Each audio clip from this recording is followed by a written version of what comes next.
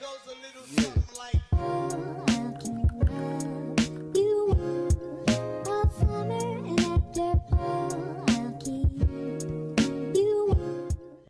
Hello, Literates. I'm Britt Riderly, and welcome back to Writer's Ambition. For those of you who've been hanging in since episode 1, use the real one. And for those of you just finding my humble channel, welcome. We hope you stay a while.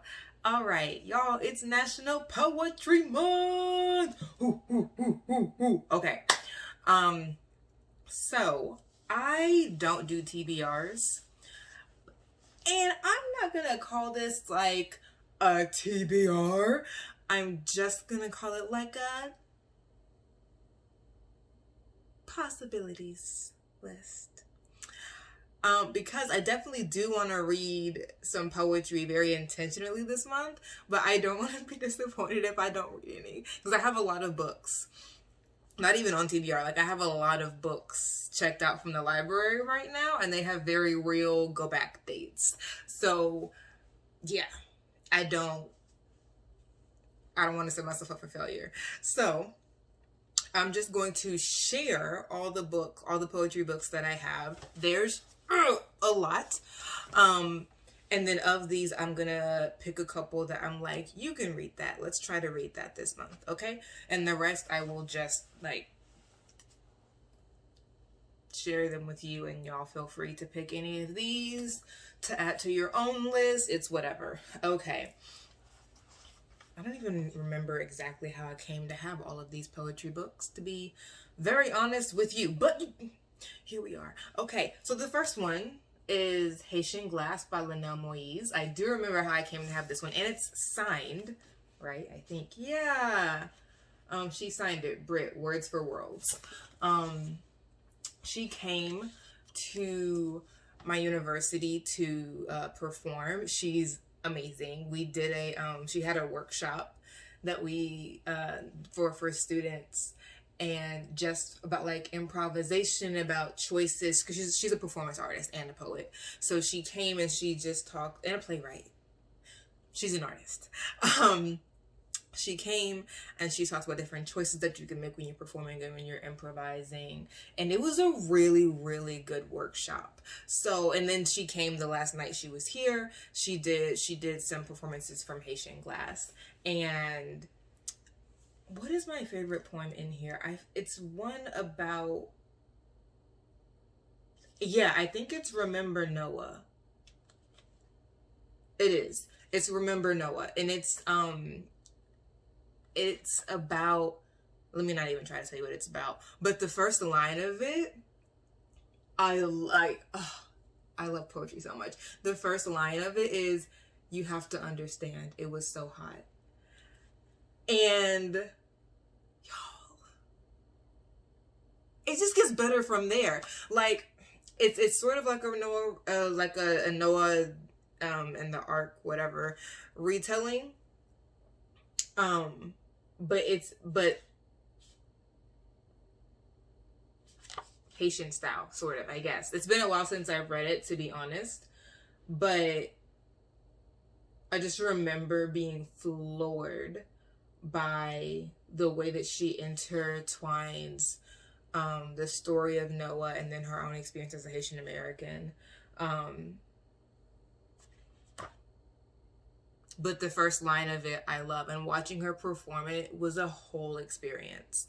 Like, it was a whole experience. So anyway, I'm not going to take this long for every book. But this one, just because I actually got to meet her and, like, hear how she goes through her process and take a workshop with her and then hear her perform it.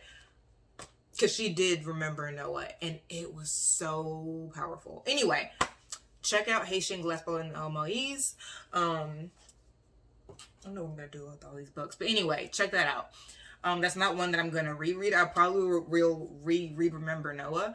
But I've chosen 3 books that I'm going to try to read. That's not one of them. But I recommend it to you wholeheartedly. Okay. The next one is Life on Mars by Tracy K. Smith. This collection of poetry won the Pulitzer Prize. And she was named the Poet Laureate of the United States. And don't give me the lion. Anywhere between 2016 and 2019, but please don't give me a lion. And this is the Hubble telescope. I think this is Mars take, but it's Mars from the perspective of the Hubble telescope or something like that. And her father worked on that telescope and he died. And so she does a lot of poems just processing her grief, and talking about like memory and moments suspended in time via photography. And it's a prize-winning collection of poetry. So I definitely recommend this to you as well. Life on Mars by Tracy K. Smith. I also don't remember how I came to have that. I think a professor recommended it to me and then gave it to me. I don't know. The next one is Sympathetic Little Monsters by Cameron Awkward Rich. This is Cameron Awkward Rich is a trans man. And this poetry sort of goes through his experience with that, talking to his family about it, his family's reactions a little bit to it. But you can sort of see, if you can see like this figure on the cover, it's a really great, I mean, we read it in a, you can see like how much I've gone through and just like marked. But we read it in, what is this, my Blackness and Being class. Let's see, like, but we read it in my Blackness and Being class. And it's good. It's really good. And I think he wrote this while he was still in graduate school. I said, you better be out here creating. Okay, so those three. And then Black Chronicle by Kai Davis. I love Kai Davis. She started off in spoken word poetry, and I've loved her stuff since then. And this is, I don't think it's her chapbook, but it's her first printed collection, also signed. And I also had the opportunity to meet her when she came very, very close to where I am now, like a state away, but it was close enough to drive, so I drove. And she was doing a workshop on poetry, and it was just really amazing. So I always, whenever I can, will buy, like, I think this is the only one she has out right now. I could be wrong, but check out her website, kaidavispoetry.com. I think she may have one more, but the last time I looked, it was out. But she has really, really good poetry. So she talks about her experiences of being Black and lesbian and woman, and those intersections. She is so powerful. You can actually check out her poetry on YouTube and see some of the things that she's even written in here. I think, yeah, so Unrevolutionary Suicide or Black Abandon. You can see that on YouTube, and if I can remember, I'll link it in the description. It's so good. It is so good. So that is the fourth one. I have so many Rudy Francisco poems. I'm trying to collect them all to just tell you all at once, but you know, we'll try our best. Okay, so the Rudy Francisco, because I was obsessed with him, and I was like, oh, we're getting married. So of course I support my husband and buy all his books, right? Of course. Okay, so Getting Stitches, Scratch, and No Gravity. So a lot of these have some of the same poems in them with some additions, but I just had to buy them all. When I tell you that I've only read some of them, like I'll flip through them when they come in, so I know that there's some like repetition, but his in a lot of the poems in here, I'd heard like from performances that he has on YouTube. My favorite poem of Rudy Francisco's is called the Love Poem Medley. Oh my gosh. This is why I can't have no relationships with poets, because I would never be able to retain my anger at you, and I can't have that. He does it several times, the Love Poem Medley, but he did it one time at this university, and the crowd was so lit. That was half the best part. Like, they were so lit. But I will try to link that in the description as well. Okay, so Kai's performance of Revolutionary Suicide, and then Rudy's love poem medley, because it was good. Okay, so the next book, Electric Arches by Ewing. I've heard nothing but great things about this book. I was doing some interviews with Black women on Black women's rituals of health and wellness like a year and a half, maybe even 2 years ago at this point, and one of them recommended this book to me, and I bought it like immediately, but then I just put it on my bookshelf and I never actually... Do you see why I say that I just listen to audiobooks and I don't buy anything? Because this is what happens. I will buy the book, put it on my shelf, and not... So I don't buy books anymore. I try my best not to. They got me. They got me with Wings of Ebony and the Gilded Ones, and I even bought Legendborn, but that was for class. That's a long story. I don't even want to talk about it right now. Anyway, I bought several books in the past like 2 or 3 months, and I feel I'm slipping, but this is why I don't buy them, because I don't read them. But I'm gonna read this one this month. I'm really excited to. Quilting by Lucille Clifton, Old Head. I have read, actually I think I've read this entire, I have. Oh my gosh. One I've actually read in full. I really enjoyed quilting. We read this in the same class that we read Sympathetic Little Monsters, Blackness and Being. I really enjoyed this book. My favorite 2 books in this collection are Grandma We Are Poets for Peyo Brown, and it's a poem sort of redefining autism in more beautiful and more loving words. It's so good. It's so good. It talks about like language and places where words go and seeing signs and images and hieroglyphs. Like, it's so good. It's so, so good. And she wrote it for her grandson who's autistic.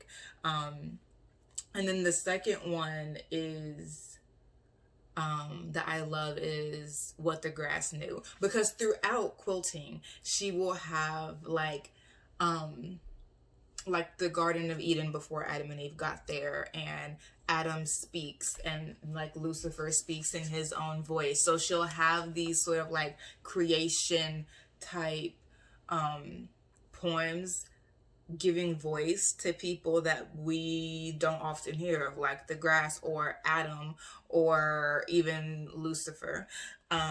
So it's really good. You should definitely check out Quilting. It's great. And that's not one that I'm going to reread this month, but you should definitely read it. It's absolutely amazing.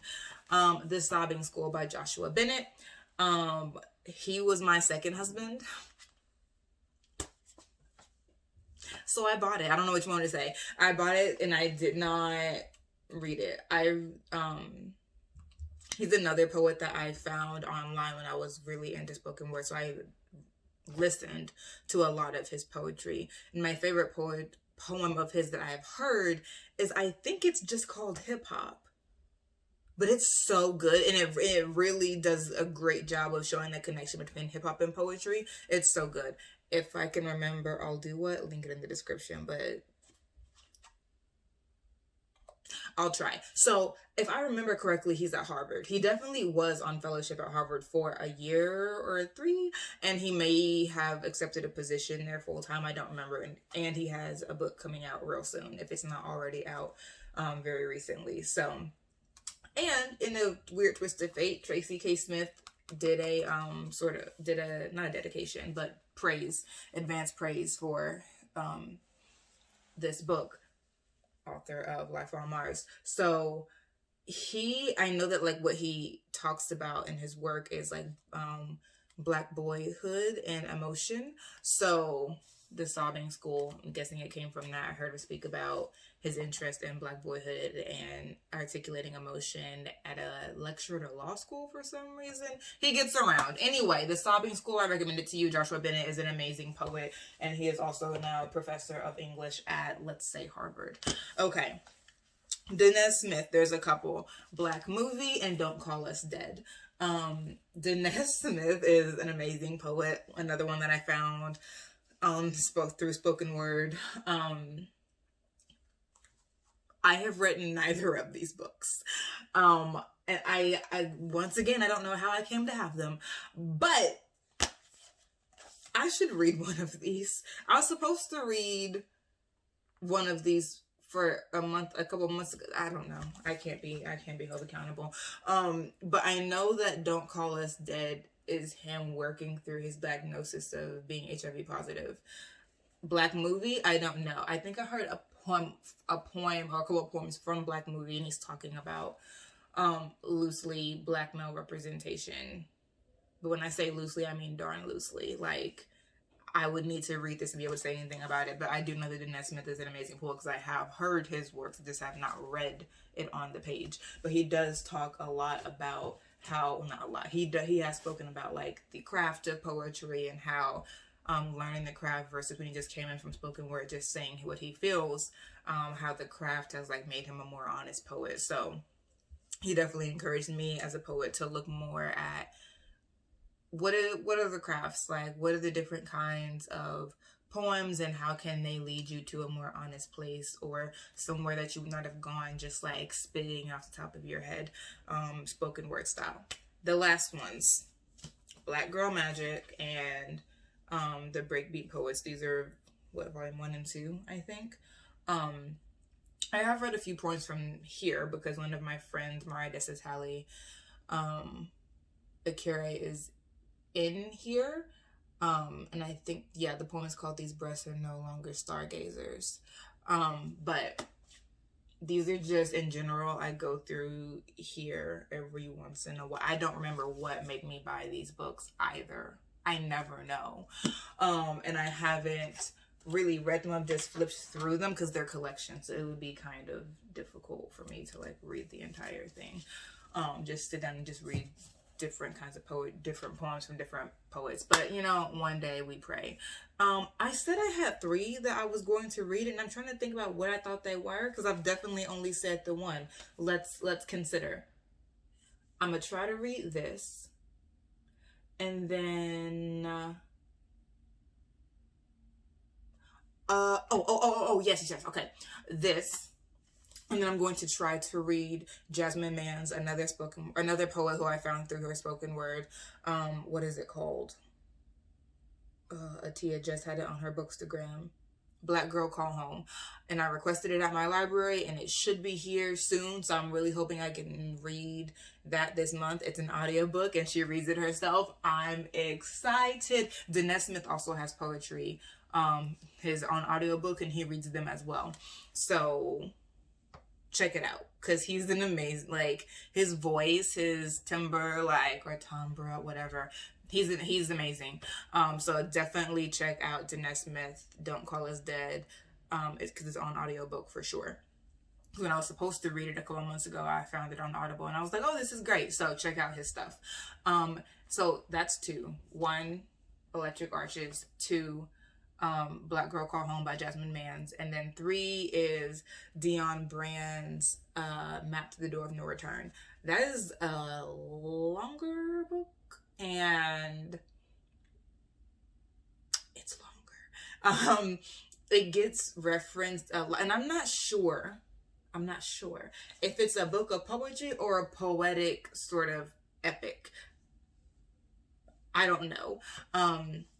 I know that she gets referenced a lot in like Black critical theories of people referencing some of her work because she's looking at the map. The Door to No Return is the slave castle. I believe. I haven't read it. I read pieces of it, and I think she's talking about like the Middle Passage and this like passing through that door into the slave palace, and you know the terrible journey that inaugurates. So I think that's what she's talking about, but I'll have to read it to find out, and then I'll let y'all know. But fingers crossed, that of the 3 is most certainly my loftiest goal. So we'll see if I can hit it. I don't know, but we'll try. Okay, so those are my 3 books I'm going to try to read. And then my, what was that, like 15 books of recommendations for you to try it yourself. I tried to do a little synopsis, but like I said, I haven't read these books, most of them. So, you know,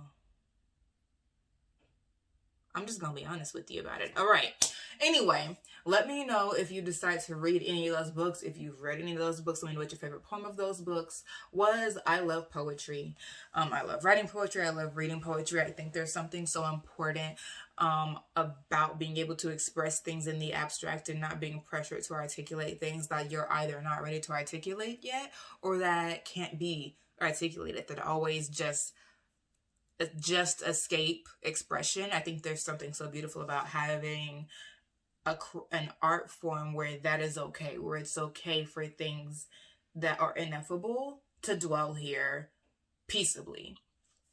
Love it. So let me know if you decide to read any of these books, if you have read any of these books, if you made it this far in the video. Comment poetry. I don't know. Comment Happy National Poetry Month. How about that? Let's just keep it real simple. Happy National Poetry Month to all of you. If you made it this far in the video, put that in the comments. And until then, I will see y'all next time. Bye-bye.